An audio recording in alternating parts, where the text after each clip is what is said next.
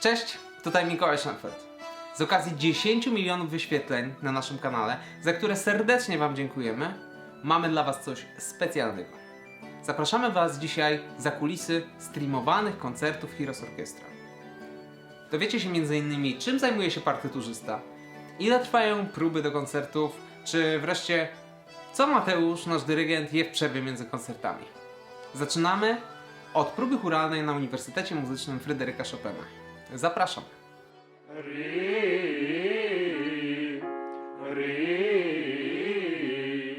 Cześć, mam na imię Ewa i śpiewam w chórze.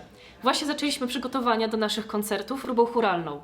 Podczas takiej próby naszym zadaniem jest zestroić się jak najlepiej się da. Każdy śpiewa trochę innym głosem, każdy na co dzień korzysta z tego głosu w trochę inny sposób. Kiedy spotykamy się większą grupą, zależy nam na wspólnym brzmieniu, na pięknej intonacji, żeby właśnie ten odbiór, żeby te utwory były jak najbardziej przygotowane w sposób profesjonalny.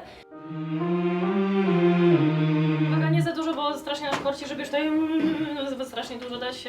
Obstawiam, że większość z Was nie śpiewa. Jeszcze dzisiaj dajcie sobie tak chwilę na rozbieg po prostu. Przyjemny, komfortowy dźwięk, który Was przede wszystkim nie boli, proszę. Osobna próba chóralna jest dla nas bardzo ważna. Kiedy spotykamy się już z orkiestrą, tak naprawdę nie mamy przestrzeni na to, żeby tak łatwo dopieszczać detale. Nie słyszymy się tak dobrze, jakbyśmy się słyszeli właśnie w mniejszej sali.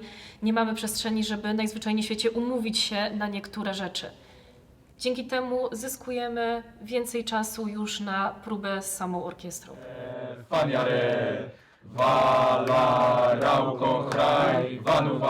To, co jest jeszcze ważne podczas takiej próby chóralnej, to to, żeby umówić się, jak w ogóle my kończymy niektóre wyrazy. Bardzo łatwo się śpiewa, kiedy kończymy coś na samogłoskę i jakoś to samo z siebie może lekko zaniknąć pod koniec frazy. W momencie, kiedy mamy takie ty albo sy na końcu, to już bywa różnie, ponieważ chór bardzo często lubi nieskoordynowanie śpiewać t albo s. Jak umówimy się na jedną miarę, wtedy jest równo jak spod linijki i właśnie jest taki piękny efekt profesjonalizmu. Kiko, kiko, kiko, kiko, Kiko, kiko, kiko, kiko, ki. Przebieg prób różni się w zależności od repertuaru na koncerty. Większość utworów śpiewaliśmy już w tym składzie setki razy, a więc nie ma sensu wałkować ich na każdej próbie. Zamiast tego skupiamy się na utworach nowych oraz tych, które planujemy zarejestrować na danym koncercie do dalszej dystrybucji, na przykład na płycie czy na YouTubie, tak żeby wszystko dograć na tip-top. Ponieważ tym razem nie było zbyt dużo nowych utworów, wystarczyła nam jedna próba chóralna. Ale chór zawsze jest także obecny na próbach orkiestrowych, na które właśnie nastał czas.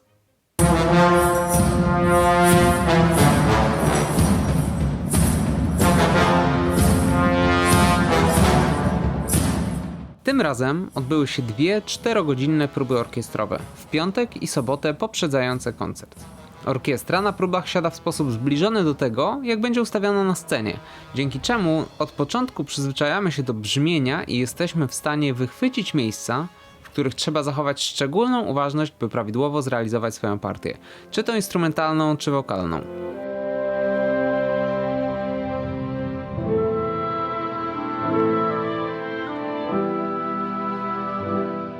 Na próbach staramy się przejść przez każdy takt przynajmniej raz, by uniknąć niespodzianek typu omyłkowo wydrukowana inna wersja nut. W naszym projekcie niektóre utwory występują w różnych wersjach. Od kilku lat aranżerzy Heroes Orchestra dopisują łączniki, które służą połączeniu kilku utworów w jeden materiał muzyczny. To alegoria drogi bohatera po mapie.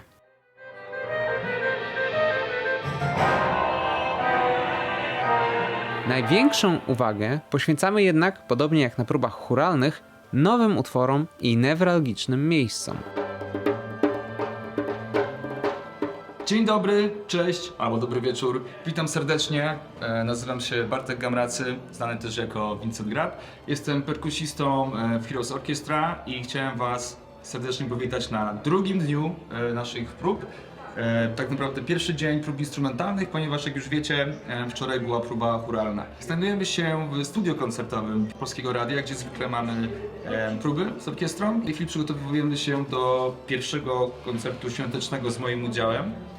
I cóż, no jak to bywa przed świętami, jest sporo zabiegania, straszliwe korki, problem z dojazdem, ale na szczęście próba przebiega Doskonale, wyśmienicie. Mateusz, maestro dyrygent, jest zadowolony z tego, co widziałem, tylko żeby nie było, że chwalę za wcześnie.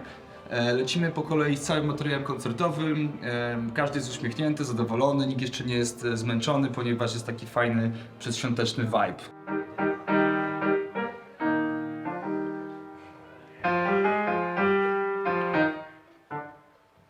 Mogłoby się zdawać, że 8 godzin to sporo czasu na próby, ale przy prawie 2,5-godzinnym programie koncertów wymagane jest solidne przygotowanie indywidualnych partii w domu. Nazywam się Piotr Gadzina, mam zaszczyt i przyjemność grać w pierwszych skrzypcach w Heroes Orchestra prawie od samego początku. Jeśli chodzi o fizyczne przygotowanie, no to wiadomo, że przed próbami zawsze trzeba technicznie zadbać, rozegrać się porządnie. 2-3 dni to jest taki sztywny czas, żeby po prostu, jak to się mówi kolokwialnie, zajrzeć do instrumentu.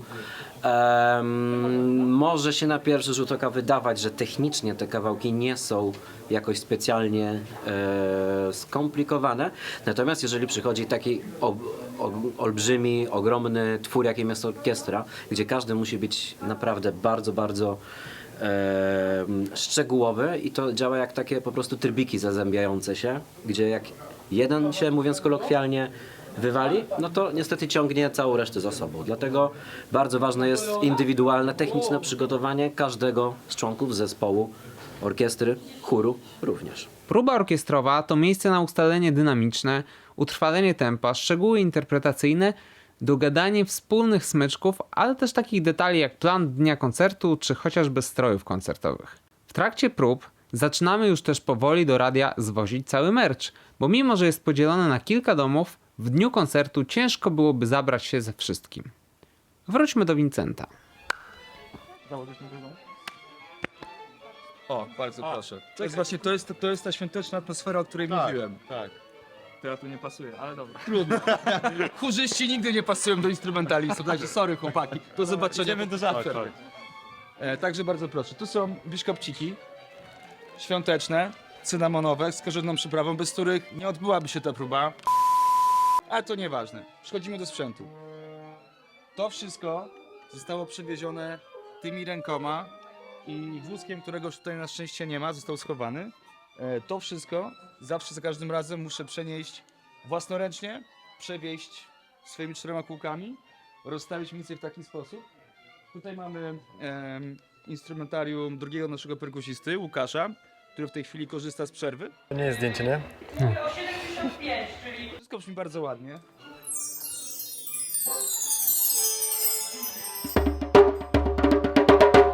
Tego kurde! Bagno! To mój ulubiony kij deszczowy, który robi szyky.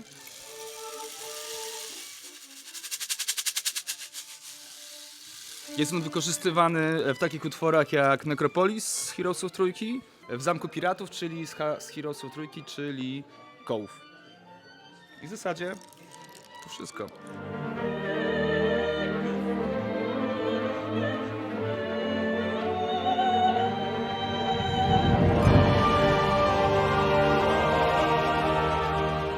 Dzień koncertu zawsze zaczynamy od zwiezienia na miejsce wszystkich gratów.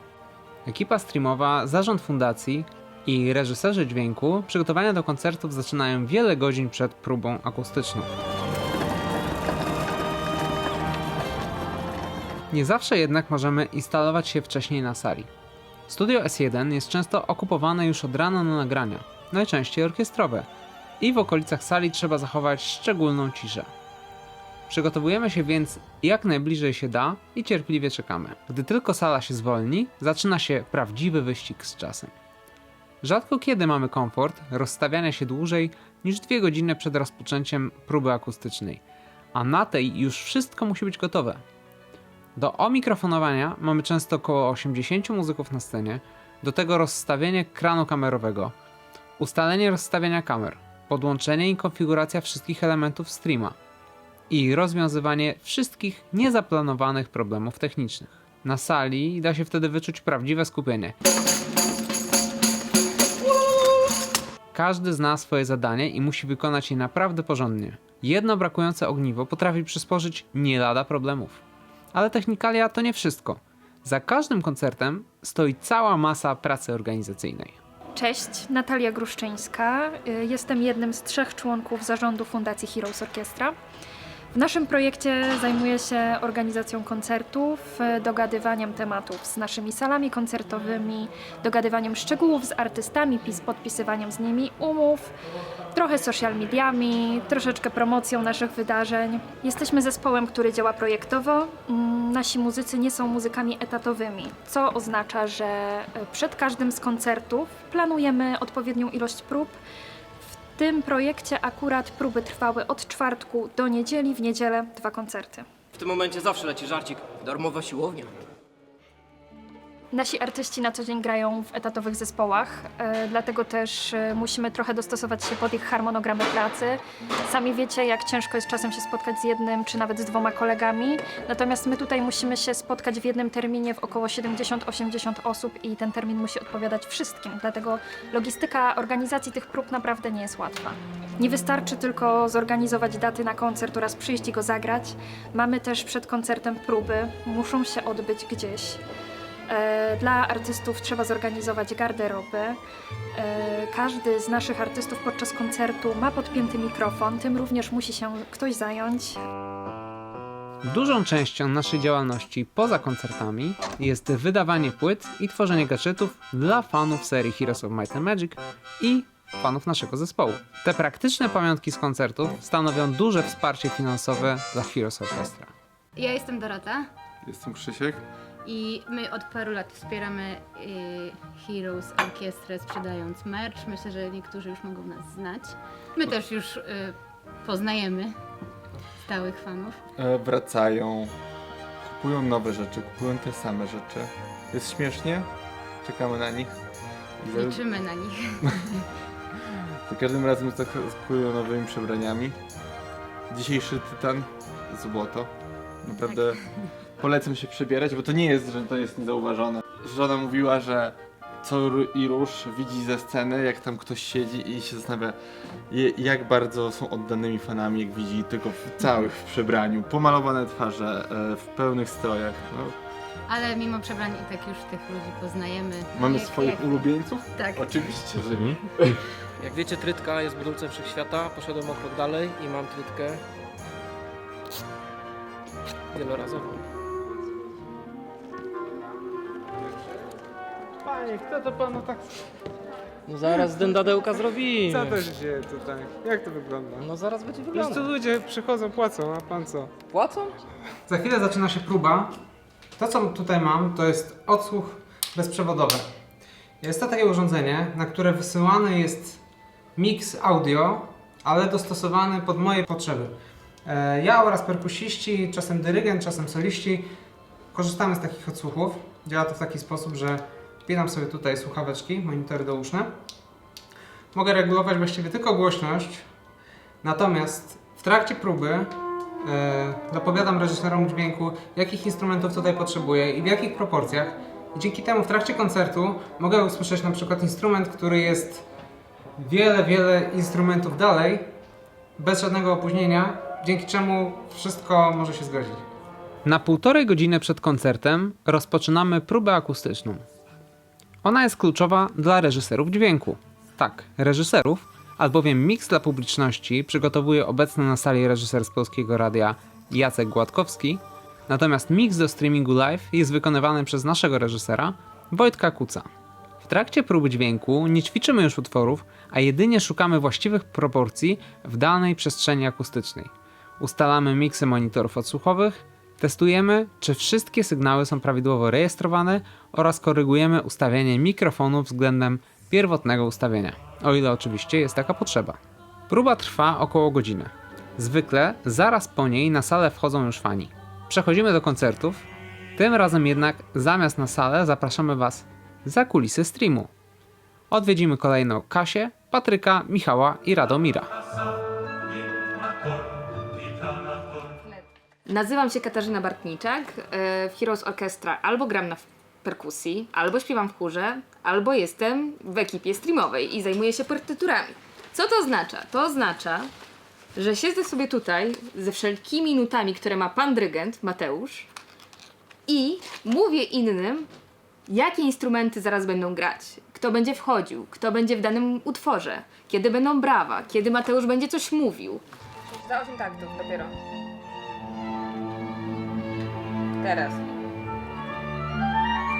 Chór.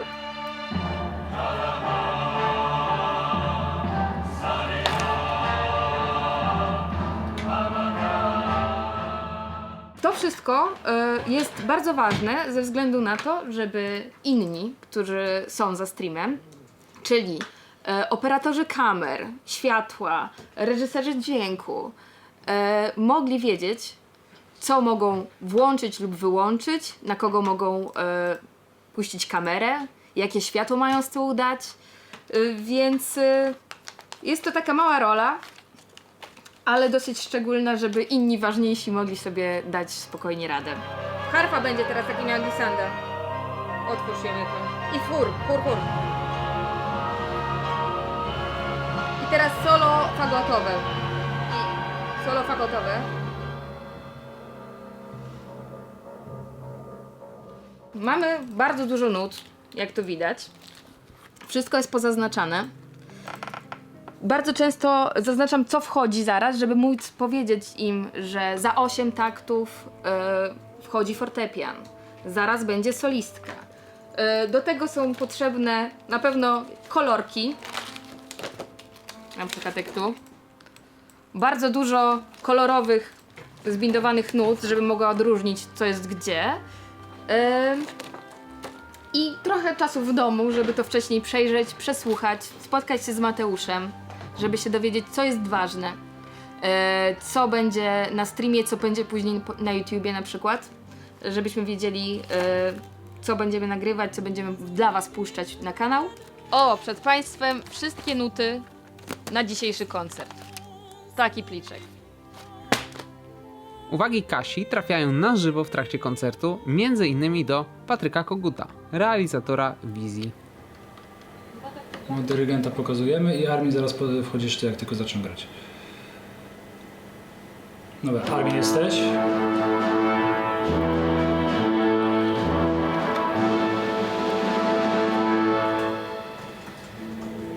Dobra, i kran, proszę, jesteś. A, kran i powolutku, nie śpieszymy się. Zaczynamy. Idziemy z kranem, super. Maciek, trzymaj to. Dobra, i Maciek jesteś. I przyostrzamy tą panią z przodu. Ja jestem Patryk. Robię wideo dla Heroes Orchestra od lat bodajże 7. Tak? Też miałem sobie tak, od 8 chyba posłuchałem rozmowy Natalii, że od 8 lat już chyba istnieje ta orkiestra, chyba jakoś po roku się zjawiłem. Z Mateuszem się znamy od dawien dawna, chyba lat 10. No jakoś tak to wyszło, że znajdujemy się tutaj, gdzie jesteśmy i robimy te koncerty. Raz bardziej budżetowo, raz mniej budżetowo. Wszystko zależy od sytuacji. No tym razem mamy troszeczkę lepsze warunki niż zawsze. 8 kamer, czyli jak na Heroes Orchestra całkiem sympatycznie. Świetnych operatorów. Operator kranu Radomir i 2 operatorów kamer, Armin i Maciek. No idzie nam to solidnie. Pierwszy koncert bardzo udany. Muszę przyznać, że jestem bardzo zadowolony. Ciężko powiedzieć mi o tym, czy jest super, czy nie. Ja po prostu, wiesz, to jest troszeczkę tak, że siedzisz i masz z jednej strony mówi do ciebie Kasia, która podrzuca ci jakie instrumenty teraz będą grały solówki, czy kto jest zaraz istotny. Z drugiej strony słucham koncertu.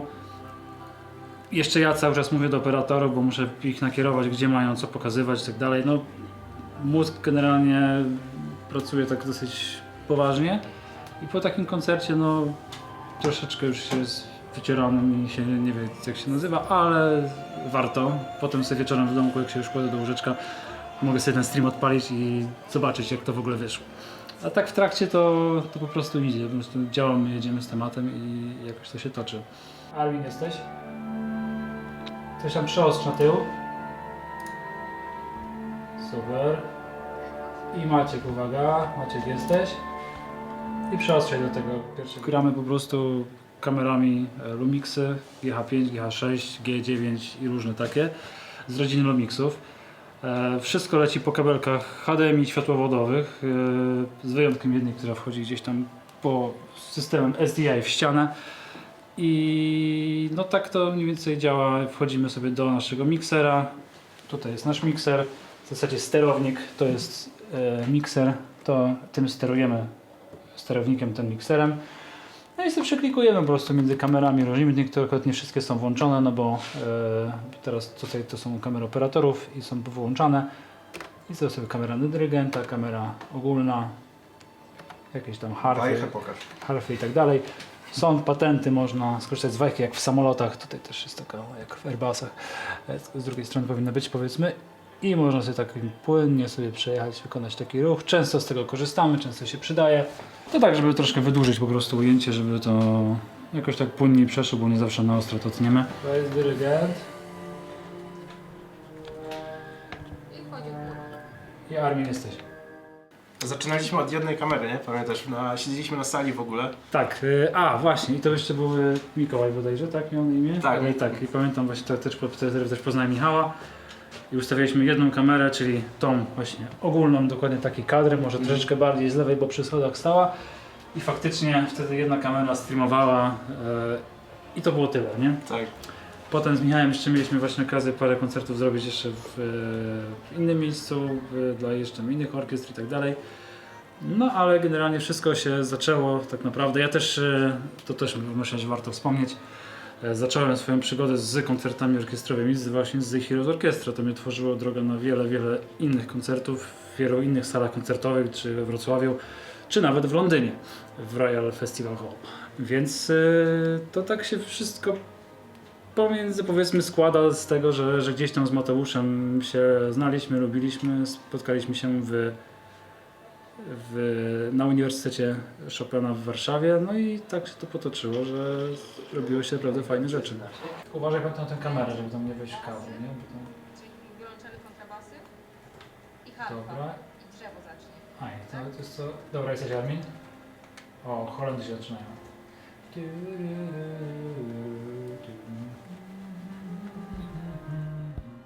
To jest to jedna z kamer, to jest ta kamera ogólna, którą wcześniej Wam pokazywałem. No i mamy ustawione wszystko i tak dalej. Tutaj wchodzimy kabelkiem HDMI w taki oto konwerterek. Ten konwerter jest od tego, aby zamienić sygnał z kabla HDMI na SDI. Kablem SDI idziemy za fotelami tutaj dołem, tak żeby nikt nam tego nie zahaczył i nie rozbił w trakcie. I wpinamy się w tak zwaną ścianę. I tak sobie tutaj wpinamy kabelek i odbieramy sygnał u nas w reżyserce i wrzucamy go do miksera. Jeśli chodzi o ustawienie kamer, no to jakby nie ma takiego stałego schematu. Oczywiście dostosowujemy się do tego, co zobaczymy na scenie, jak są rozstawione instrumenty. Są, powiedzmy, jakieś takie stałe elementy, czyli oczywiście dyrygent, czy właśnie kamera ogólna, która pokazuje po prostu scenę. A tak to reszta, tak jak właśnie tutaj kamera na bębny dodatkowa, bo jednak są gdzieś tak ustawieni, że są słabo widoczni, więc dokładamy wtedy dodatkową kamerę, żeby byli widoczni lepiej. Kamera na harfę w takich miejscach, powiedzmy, mniej dostępnych, żeby tam gdzie operator po prostu już nie wejdzie. No i oczywiście nasz operator kranu tutaj robi największą robotę, bo dostać się może wszędzie, bo jest nad wszystkimi. I teraz właśnie z Radomirem zamienimy parę zdań. Cześć, jestem Radomir, od 5 lat ponad współpracuję z Heroes Orchestra. Dzisiaj akurat jestem w takiej roli, że stoję z takim oto urządzeniem i macham nad ludźmi. Macham nad ludźmi takim właśnie ramieniem i nieskromnie powiem, że za pierwszym razem jak wylądowałem na koncercie Heroesów, to od razu wylądowałem na koncercie, na którym grał Paul, a więc no, były emocje wielkie momentami, nawet się przestawałem skupiać na tym, jak machać, a słuchałem po prostu, bo no było czego słuchać, zresztą dzisiaj też będzie czego słuchać i zawsze jest czego słuchać, ale wtedy dla mnie to był taki największy wow, bo to było moje pierwszy raz miałem okazję posłuchać, jak oni grają, jak występują i no ta energia, którą mają, trwa cały czas.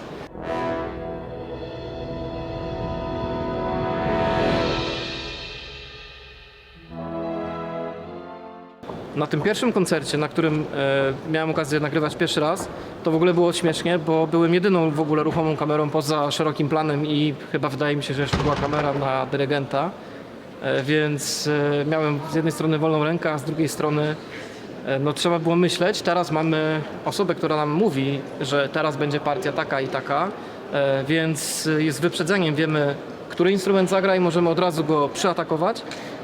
Jeżeli akurat ja mam najbliżej, no to lecę ja. Jeżeli któryś z chłopaków mają zbliżenie, no to też to robią. To jest fajne. Z drugiej strony no znam część tych utworów, bo też w Heroesy grałem.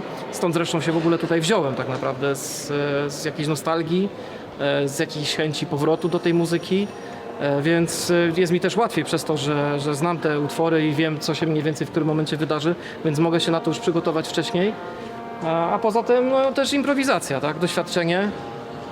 Powiedziałbym troszkę nieskromnie, ale bywało się ze 2-3 razy, więc mniej więcej wiem, kiedy zaczynają grać, a kiedy nie. No i tak to się kręci.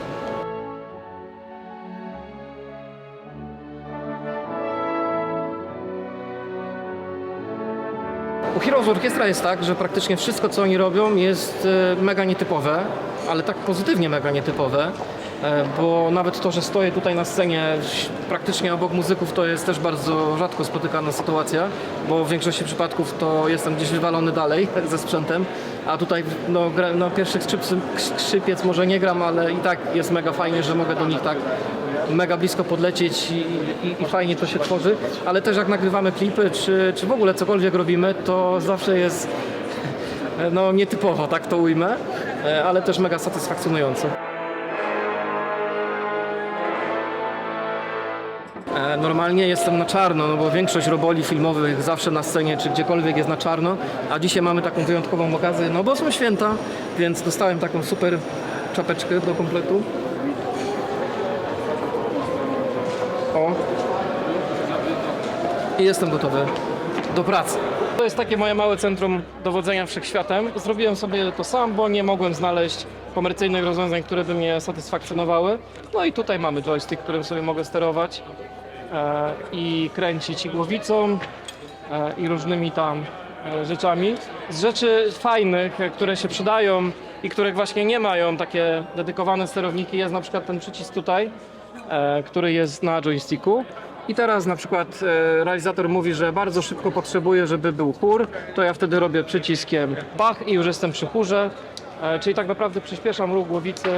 To jest oczywiście takie techniczne odwrócenie kamery, ale bardzo, bardzo robi to robotę i przydaje się to, jak trzeba szybko zareagować i coś pokazać.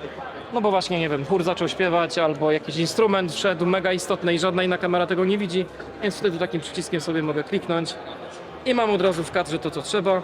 Tu natomiast mam możliwość robienia zoomu. Wiem, że to wygląda jak dziad, ale to rodzi się w bólach wszystko pomalutku. I tutaj mam możliwość albo takiego powolnego zoomu i sobie jedziemy, o na przykład tutaj do pana, który kręci. I mam też opcję szybkiego zoomu, czyli też takiego technicznego do zoomowania. Coś się dzieje, coś trzeba szybko zareagować, więc 2 ręce i sobie działam. No dobrze. Wiemy już, jak wybrać odpowiednią kamerę w trakcie streama, jak są podłączone, jak obsługuje się kran, ale teraz pozostaje kluczowe pytanie. Jak to się dzieje, że zmiksowany obrazek trafia na stream? O tym opowie nam Michał Łazowik. Cześć, jestem Michał i z Heroesami robię streamy od w sumie nawet, nie wiem, jakichś 7 lat już pewnie, czy coś. Od samego początku, od pierwszego streama, na który trafiłem dlatego, że miałem odpowiednie wejście w laptopie. Ponieważ kolega z chóru Wydziału Matematyki, Informatyki i Mechaniki Uniwersytetu Warszawskiego, z którego parę osób zasila chór tutaj w Heroes Orchestra, też od początku. Akurat wtedy nie mógł śpiewać i on miał prowadzić, miał wysyłać stream na Twitcha, natomiast okazało się, że ma zbyt nowego MacBooka. I okazało się, że ja mam odpowiednio starego MacBooka, który ma Thunderbolt 2 wejście i dlatego się tutaj znalazłem. Natomiast od dzieciaka zawsze mnie interesowały wszelkie zaplecza koncertów techniczne, czy audio, czy wideo, cokolwiek, więc nie jest to moja praca, ale jest to moje hobby i bardzo lubię tu siedzieć i bawić się z problemami, ponieważ wydawałoby się, że jak się robi to 10. czy 12 raz, to problemów już... Wszystkie problemy się zobaczyło wcześniej, ale to jest zupełnie nieprawda. Praktycznie za każdym razem coś innego potrafi się zepsuć. Dzisiaj było wyjątkowo dobrze. 2 hours later. Pamiętacie, jak przed chwilą mówiłem, że dzisiaj nic się nie wywaliło w nowy sposób, ani w żaden sposób? No to teraz już się wywaliło. Chyba nic tak naprawdę nam się nie zepsuło, pomimo tego, że przynajmniej po mojej stronie jest najbardziej skomplikowany setup, jaki był kiedykolwiek, bo musimy też wysyłać sygnał do Ubisoftu, który ma swoją transmisję. a oprócz tego jednocześnie nadajemy na YouTube i Twitcha Heroes Orchestra. Więc świetna zabawa. Jak ktoś kiedyś o mnie napisał w tomiku absolwenckim, najlepiej się bawię na dowolnej imprezie, jeśli połowę czasu grzebie się z jakimś problemem technicznym, a tutaj mogę się grzebać 100% czasu z problemem technicznym. Zakres pracy jest oczywiście jak w projektach hobbystyczny wszelaki. Na przykład tradycją jest już to, że nikt nie ma czasu pomyśleć o planszach na koniec, w których podajemy realizatorów. Więc w trakcie koncertów robię planszę na koniec koncertu, który w danym momencie się dzieje. Co jest też dosyć ciekawą robotą, ponieważ na przykład muszę wrzucić planszę oryginalną, pozbyć się z niej jakichś napisów, czasem przez jakieś dodanie jakiegoś, nie wiem, rozmytego czarnego kwadratu czy prostokątu. Innym razem teraz są AI, które usuwają ten tekst, nie? Więc robię to. Potem muszę znaleźć, jaka czcionka była użyta w oryginale, bo też nie wiem, bo ja dostaję gotowe pliki, więc rzucam z kolei w stronę, która mi wykrywa czcionkę na podstawie obrazu. Muszę pobrać tą czcionkę i potem siedzę sobie w gimpie i potrafię spędzić 20-30 minut z całego czasu koncertu na grzebaniu się z tym, żeby była plansza na koniec.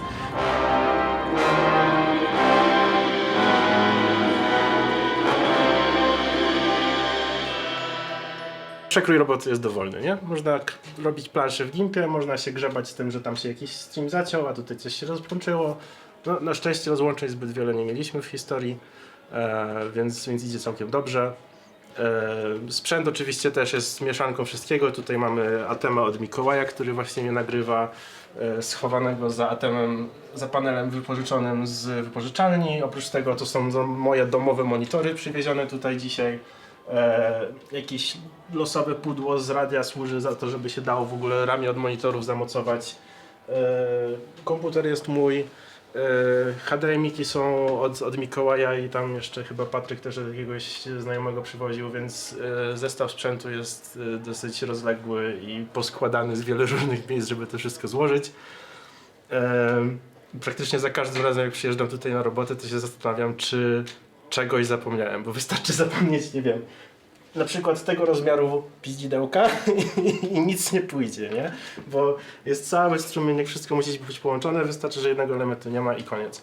Więc ja sobie siedzę w domu i dosłownie wizualizuję, jak to wszystko będzie podłączone i myślę sobie tak, dobra, internet. Internet musi być długi kabel, żeby tam w ściany wchodził z radia. Potem musi być switch, żeby to rozrzucić między komputerami i tymi switcherami i tak dalej, bo też się kontroluje z komputera, ustawiam ich ustawienia. 11 minutes later. Mieć przedłużacz, żeby to zasilanie wpiąć. No dobra, to mamy sieć załatwioną. Potem mamy kwestię sygnału wideo. No to mamy switchery i z tych switcherów musi wyjść HDMI, to muszę mieć HDMI. HDMI musi wejść do kaminka, czyli karty, która przechwytuje sygnał wideo. A little longer than a few minutes later. To już się dowiedzieliśmy na ostatnim streamie, że z jakiegoś powodu mój super duper hub USB nie działa i używałem huba od Mikołaja, bo bez tego by nie działało. I to są... Naprawdę jest tak, że czasem myśli człowiek, że już nie da się znaleźć kolejnego sposobu, żeby coś nie działało i zawsze coś jest w stanie nie działać. Także tak jak mówię, dzisiaj na razie był wyjątek. Pukam w drewno, bo jeszcze drugi koncert i tam może się coś zepsuć, ale mamy nadzieję, że nie. I Radomir, jesteś Radomir, jedziemy tam do ziemi aż.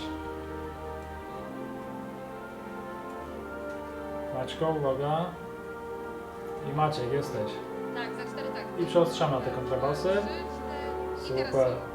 Z ekscytujących fuck-upów, które się zdarzały, no to na przykład czasami dla wygody po prostu, żeby nie ciągnąć kabli gdzieś tam po 50 metrów po sali, korzystamy z wlotów od radia SDI-owych, czyli konwertujemy sygnał z kamery z HDMI na SDI, wpinamy w ścianę, tam jest przelot jakby gotowy, to wychodzi sobie tam na tyle i przepinamy drugim konwerterem z powrotem tutaj, chyba że mamy mikser na SDI, no to jest od razu SDI. No i jeśli się wepnie zbyt długi kabel SDI z którejś strony, to łącznie z tym długością kabla, który leci w ścianie, potrafi to wyjść zbyt długie, więc zdarzało nam się, że kamera po prostu znika co jakiś czas w trakcie koncertu.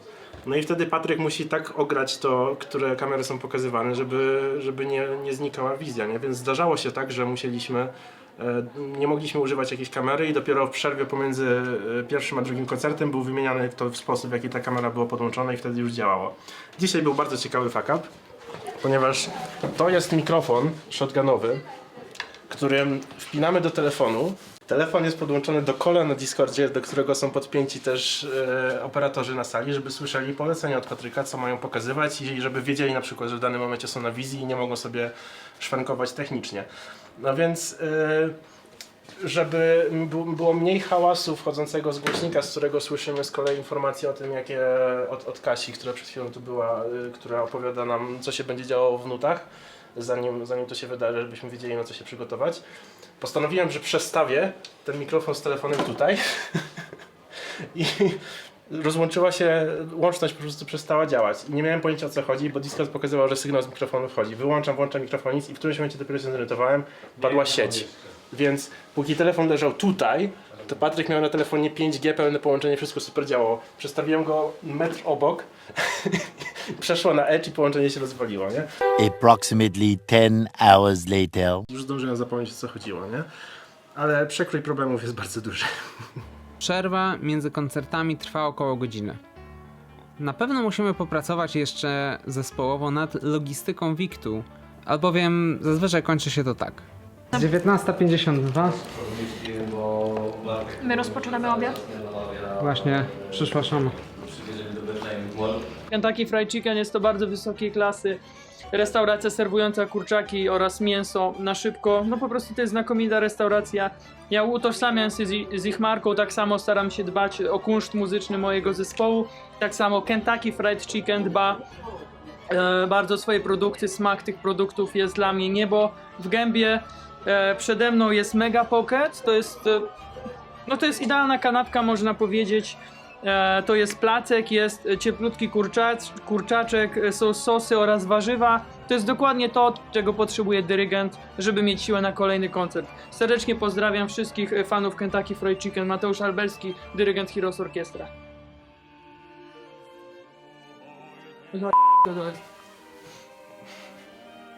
Niech Mateusz spokojnie zje przed drugim koncertem, a my zajrzyjmy do Wojtka, który opowie o swojej pracy. Realizacja dźwięku podczas tak dużych imprez jak koncerty Heroes Orkiestra składa się z dwóch równoczesnych procesów. Jednym z nich jest nagłośnienie, które polega na dogłośnieniu tego, czego nie słychać na widowni ze sceny. Natomiast moim zadaniem jest nagranie oraz zebranie tych wszystkich sygnałów, które są na scenie, sygnałów z mikrofonów, ustawienie proporcji między nimi oraz wypuszczenie finalnego miksu, jaki będzie słyszalny na streamie. Prace nad koncertem rozpoczynają się kilka tygodni przed samym wydarzeniem. Wtedy razem z Mateuszem rozmawiamy na temat ogólnej koncepcji danego koncertu, na temat tego, jacy będą soliści, czy będą soliści, na temat ustawienia instrumentów. I na bazie tych rozmów powstają 3 dokumenty. Pierwszym z nich jest rozkład jazdy koncertów, to znaczy jest to lista chronologiczna wszystkich utworów, jakie występują, ruch sceniczny. Jest tam też taka podpowiedź dla mnie w czasie realizacji dźwięku, na co zwrócić szczególnie uwagę w każdym utworze. Czyli tam występuje solo harfy, wiolonczeli, czy na przykład będzie solista w tym momencie, więc wszystkie takie informacje się tam znajdują i są to niezwykle przydatne podpowiedzi. Kolejnym dokumentem jest stage plan. Jest on szczególnie potrzebny dla obsługi scenicznej koncertu. Dzięki temu wiedzą oni, ile w danym koncercie potrzebnych jest krzeseł, pulpitów dla wszystkich wykonawców, jak również wszelki ruch sceniczny, jaki się odbywa pomiędzy koncertami, że czasami fortepian stoi na środku, czasami z boku. Te wszystkie informacje znajdują się właśnie na stage planie. Ostatnim dokumentem, jaki przygotowuję na potrzeby koncertu, jest input lista. Jest to spis mikrofonów, jakich będziemy używać podczas koncertu. Zwykle podczas koncertów w Studiu Polskiego Radia używamy około 70-80 mikrofonów.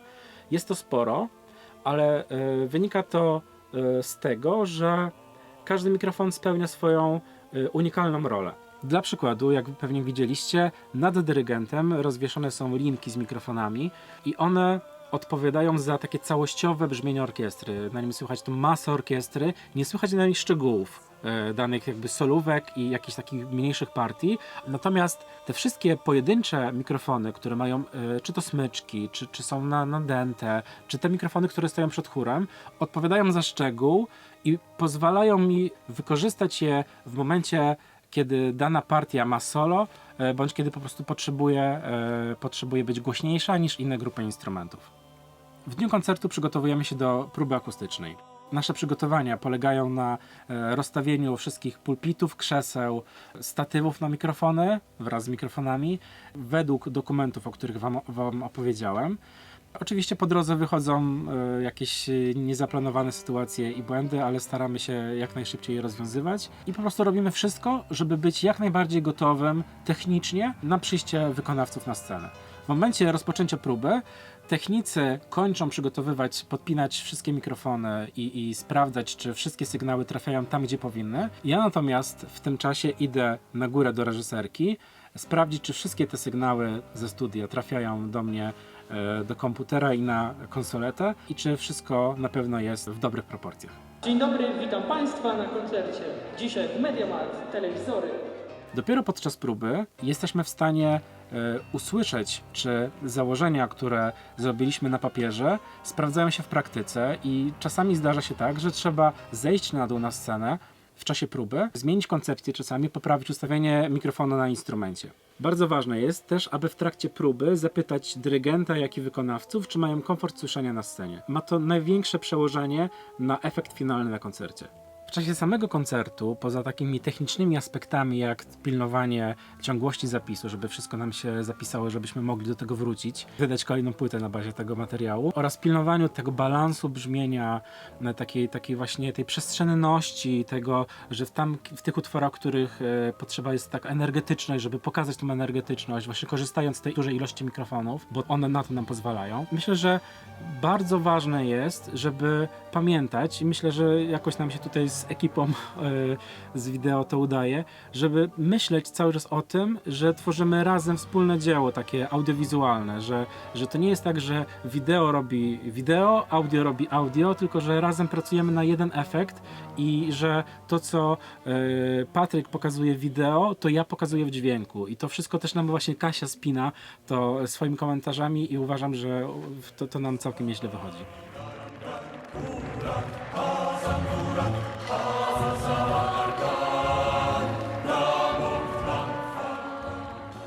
Koncerty zagrane, efekty streamów możecie podziwiać na naszym kanale YouTube. Linki oczywiście znajdziecie w opisie filmu. Muzycy zbierają się już do domów, a nam zostało chyba ostatni raz odwiedzić ekipę wideo. No to najtrudniejsza część, najciekawsza w zasadzie, zwijanie kabli. Wszyscy czekamy tylko na ten moment w trakcie tego streamu. Rozwijanie to jest nic. Edycja w trakcie to jest nic. Ustawianie kamer to jest nic. Najważniejsze jest zwijanie kabli.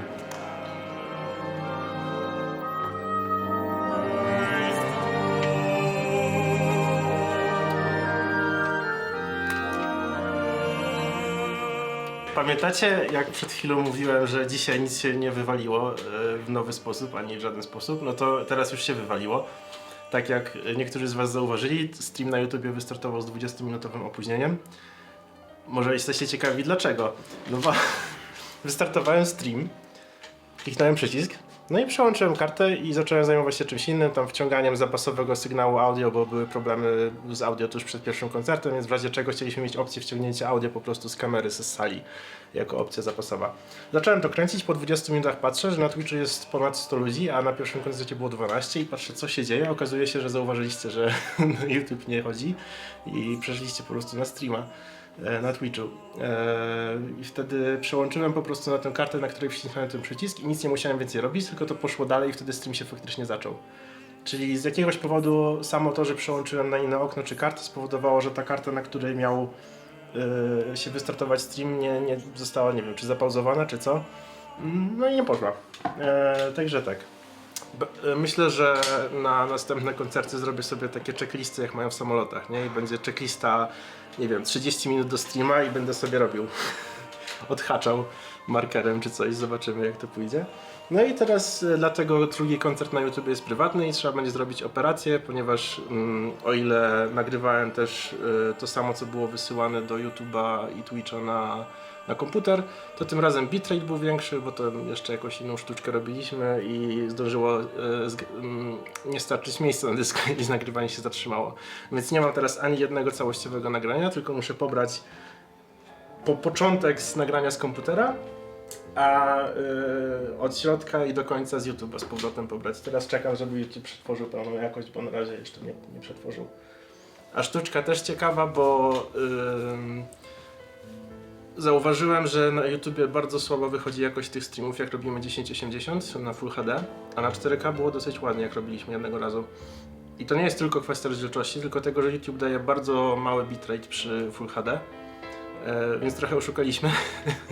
I o ile stream był w 1440p, to tak naprawdę rozdzielczość z kamer i z miksera szła Full HD, a do YouTube'a szło przeskalowane na 1440 tylko po to, żeby dostać większy bitrate. Więc powinno to było wyglądać lepiej. Wydaje mi się, że wyglądało dużo lepiej niż poprzednio. Bo też te sceny z koncertu są dosyć trudne dla kompresji wideo, dlatego że dzieje się tam dosyć dużo. Jest dużo szczegółów, nie? Jakby weźmy na przykład takie ujęcie z kranu, gdzie widać naraz, nie wiem, z 20-30 muzyków, każdy ze smyczkami, tam są i te smyczki, i struny na instrumentach, to jest dużo szczegółów, kompresja sobie z tym słabo radzi i dużo też ruchu takiego, nie? Jest takie fajne wideo Toma Scotta, który pokazuje, co się dzieje z kompresją wideo, jak leci konfetti. Let's add some confetti too, all colourful this time. There we go. Now it's all starting to fall apart. The more stuff there is moving in the frame, more confetti. There we go. The more spread out those 200 kilobits have to be. More confetti. Here we go. No matter how much the encoder tries to optimize for faces and skin tones, it just doesn't have the bits spare. More confetti, more snow. Takie streamy z Heroes Orchestra, czy ogólnie orkiestrowe, są trochę pomiędzy takim konfetti, a typowymi scenami, gdzie jest tylko trochę ruchu i niezbyt skomplikowane wizualnie. Także tak. A jeszcze z fuck-upów ciekawych, jak opowiadałem, to kompletnie zapomniałem opowiedzieć o tym fuck-upie. To jest sprzęt Mikołaja, właśnie mikser wideo. I tutaj wcześniej był przycisk, który się nazywał Cut i tak jak Mikołaj mówi, pomyliłem i wyciąłem, a to było napisane Cut, ale tak naprawdę to wcale nie o to chodziło. To, co się naprawdę zdarzyło, to znowu niektórzy z was mogą kojarzyć, że na poprzednich streamach nawet odpisywałem na kanale na to podczas streamu. Co jakiś czas było takie miganie. Przeskakiwało na jedną kamerę i bardzo szybko z powrotem na następną. Ten przycisk się trochę przywieszał i jednocześnie jakby jedno jego wciśnięcie powodowało, że tak naprawdę wciskał się 2 razy. Więc w trakcie streama postanowiłem, że może tam pogrzebię, bo on może tam jakieś coś wpadło i się zaczepił i że jak trochę pogrzebię, coś tam oczyszczę, to może się odblokuje i nie będzie się zacinał. No okazało się, że to jest zupełnie membranowy przycisk, więc przeciąłem membrany, próbując to naprawić i teraz będę Mikołajowi próbował jakoś przywrócić funkcjonalność tego przycisku. Właśnie skończyliśmy koncert, ostatni niestety w tym roku. Jestem mega zmęczony, ale koncerty były super dobre. Graliśmy dużo nowych utworów. No Heaven Battle 1 to była premiera teraz na koncercie i ja po prostu no cały czas chodzę, bo no dawno nie było takiego czadu na scenie. Super energia, super utwór wyszedł. No poza tym, kurde, trochę z jednej strony smutno, że już ten rok się kończy i było super rok dla Heroes, dużo koncertów, dużo nowych projektów, no ale przyszły rok na pewno będzie lepszy, więc no ten smutek trzeba zaraz jakoś załagodzić i go w nowy rok. Także no chciałbym wszystkim fanom podziękować za ten rok, było super, a na pewno będzie jeszcze lepiej. No nie ma za dużo energii, bo właśnie wyszedłem po 2 koncertach. Hello.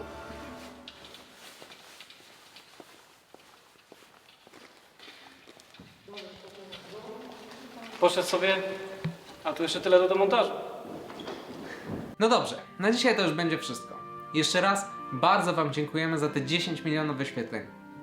Często trudno nam uwierzyć, jak wspaniałą społeczność udało się zbudować wokół tego projektu. Jeśli chcielibyście wesprzeć nasz projekt, zajrzyjcie do linku w opisie tego filmu. Znajdziecie tam nasze social media, nasz newsletter, nasz merch, nasze płyty, nagrania, winyle, informacje o nowych koncertach i wiele, wiele więcej. Dzięki za uwagę, dajcie znać w komentarzu, czy się podobało, czy chcecie więcej takich materiałów.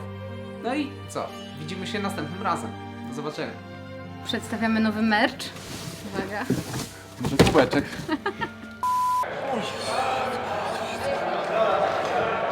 Czy to jest lekkie? Proszę pana, czy to jest lekkie? Lekkie to jest życie w Heroes Orchestra. Kiedyś będziemy sławni. Bardzo piękne. O, proszę. Trzymaj dalej. Inny kolor. Nie ma problemu. Czy on wie, że my to oglądamy, czy nie? Kupujcie merch.